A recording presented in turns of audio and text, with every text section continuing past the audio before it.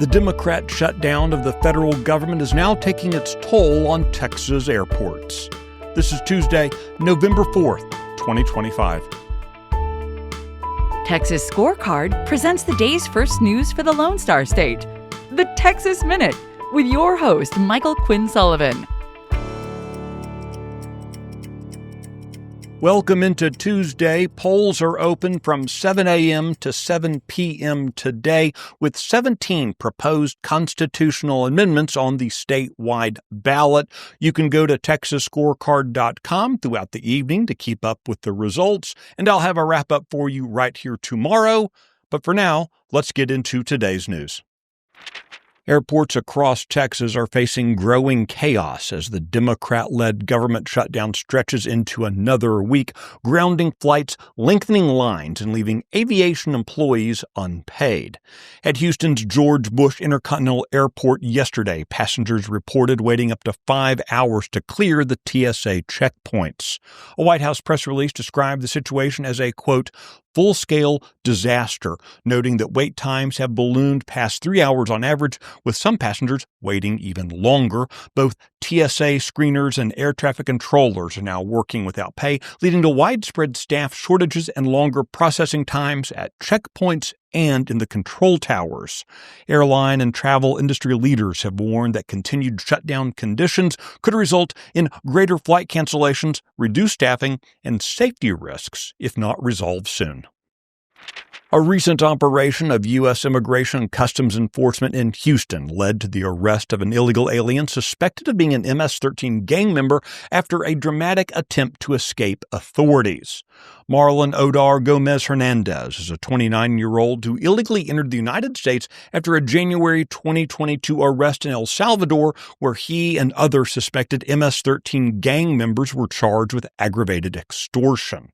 Hernandez fled into a laundromat when ICE officers approached him last week. He climbed through ceiling panels to the roof and ultimately landed on a business sign where he became stuck. ICE agents busted him hanging from the sign.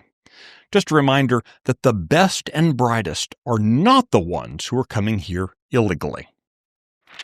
The full U.S. Fifth Circuit Court of Appeals has announced that it will hear two high-profile cases challenging laws in Texas and Louisiana requiring the display of the Ten Commandments in every public school classroom. Both those cases will proceed directly to an en banc hearing, that is, all of the justices on the Fifth Circuit, bypassing the typical three-judge appellate panel. Earlier this year, the Texas legislature mandated that public elementary and secondary schools display a durable poster of the Ten Commandments in a conspicuous location in each classroom.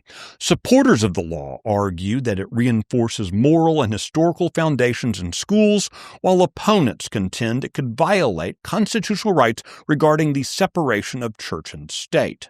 In August, a federal district judge issued a preliminary injunction blocking enforcement of the law in a dozen school districts that were named in a lawsuit.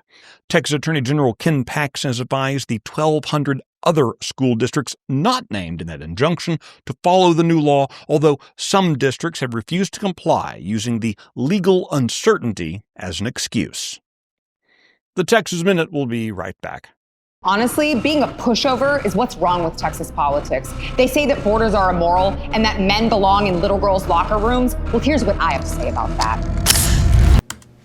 Sarah, I don't know if we can do this. It just insinuates too much violence. Okay, so what if I tell the audience that it's a metaphor, so they just know I'm metaphorically shooting at pedophiles and evil leftists? It doesn't really sound like you're kidding. You're kidding, right? Yeah, no, of course I'm kidding. I would never suggest that people who are trying to harm our country and, put porn in school libraries and otherwise destroy children be blown up in a very violent way. I would never do that. Who are you looking at? No one. So are we going to do this or not?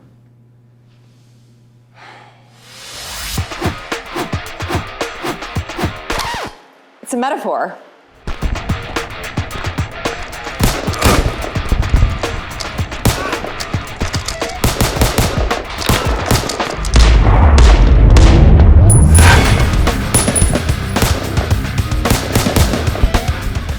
Sarah Gonzalez. Watch my show Come and Take It every Tuesday, where this is what I do. Metaphorically, of course. Gotta go.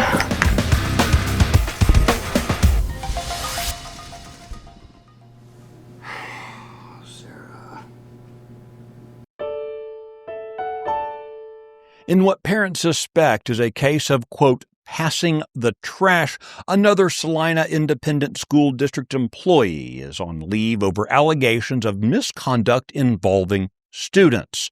By way of background, in Celina ISD, an assistant football coach was arrested last month for recording more than 30 middle school boys as they undressed and showered.